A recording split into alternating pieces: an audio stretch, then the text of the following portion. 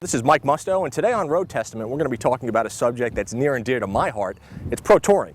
It's a facet of the car hobby that basically takes old cars, new technology, puts them together, and makes something that's, well, a masterpiece. Today we're going to be talking about this 1969 Dodge Charger that's behind me that really blends the best of both worlds into something that, well, you just might not see every day.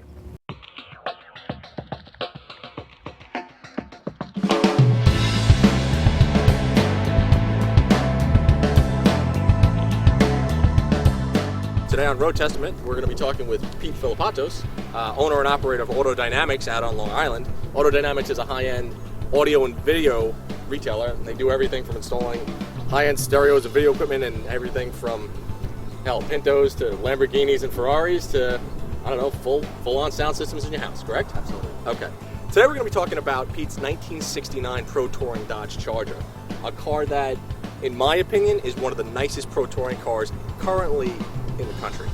Basically a 69 Dodge Charger. Okay. And then we outfitted with the latest gear, pretty much the modern technology stuff that you would find in a new car. You go into a new car showroom and actually purchase it.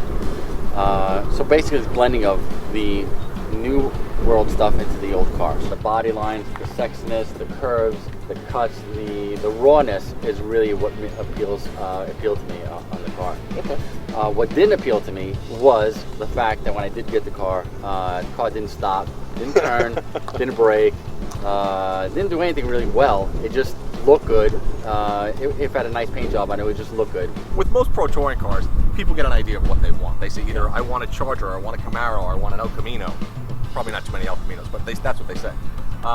Then they'll lay out a plan. I want this drivetrain, this engine, or this, this suspension, and so on and so forth. Did you have that plan in your mind before you started to build this car? Did you know exactly where you wanted to go, or was it kind of an evolution over time? Well, I had an idea that I wanted a car that I could use every day, that I could take on long trips. Okay. That wouldn't fatigue me when driving it. It wouldn't be obnoxious, but yet have that capability of the rawness of the muscle power and the muscle carness, and you wouldn't lose it. Okay. But yet have the finesse and the luxury of a modern car. You kind of fail to realize what amenities a new car will give you as opposed to an old car. Power windows, power door locks, the air conditioning, to a nice radio, to a quiet ride. Just for those out there, this is not the standard engine compartment of a stock 69 Dodge Charger, just so you know. In fact, it's got absolutely nothing to do with the standard engine compartment. So, Pete, what do we got, man? Well, we have a late model 6.1 Hemi that's got it's got some performance upgrades to it. We have a cold air ram air intake right here that actually catches fresh air from the front. We have air conditioning. We have hydro boost also. Now, everything under this engine bay is pretty much 100% customized. I mean, from the wiring harness to the AC lines to how you ran everything. I mean, this is really 100. This is your vision of what the perfect 69 Charger is, correct? Absolutely, sure. Okay. You got things like this, like the strut tower brakes, okay, which is gonna, because on big cars like this, one of the keys is that if you want them to handle, you got to stiffen them up. You have to do the suspension. You have to, subframe connectors and things like that. And one thing that people should know about Mopars is that these are unibody cars. Okay. Yeah. So for These instance, cars really flex a lot. They flex a lot. And they did flex a lot back then. But yeah, well, if you look at like a Chevelle, okay, or a Camaro, they're a body-on-frame, which means there's an external frame and then the body sits on top of that. On Mopars, that's not the way they are. It's one big piece, okay? Which means when this thing went over bumps in stock form, things would shift. There's all sorts of chassis stiffening that's done to the whole platform. My vision really was to not alter a lot of things visually to the novice. Okay.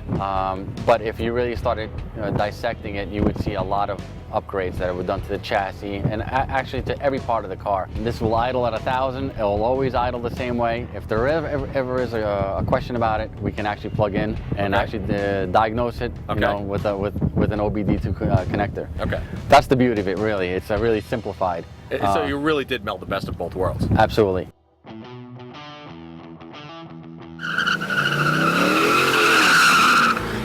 You put paddle shifters in a 42-year-old muscle car. Yeah.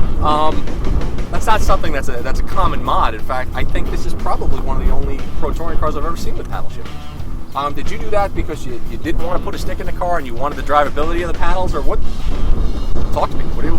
Well, I tell you, I work in a lot of exotics, and after you being in one of those, and you see how the paddle shifters actually work, right? And the fact that because this transmission is electronic, right, that we can incorporate the paddle shifters in it, it was kind of a simple choice for me to do it. I can run in different modes actually. I can run into like a street performance mode, or I can actually run into a lazy mode. You know, so it shifts like your grandma's car.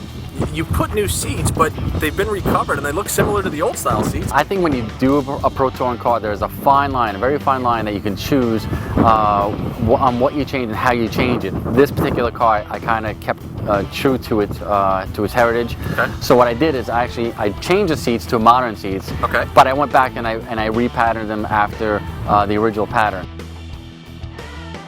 I would say every inch of this car It has been touched has been touched and massaged at one aspect or another. Right. Whether it's from the gas tank to the fuel lines to the shifters to the braking system, and I tell you, Mike, it never ends. Yeah, no, I know. It never ends. You know, my eye's always looking at a catalog or a different part, and I want to adapt it to this car. I know. It's nice to have an older car. When you start smelling like an old car or perform like an old car, I mean, you wouldn't use a rotary phone at home anymore. That's so right. Why drive an old car? Yeah, I totally agree, 100%, man. Thanks, dude. Thanks for coming on. You got it. Ow, we're living in the fast lane, baby.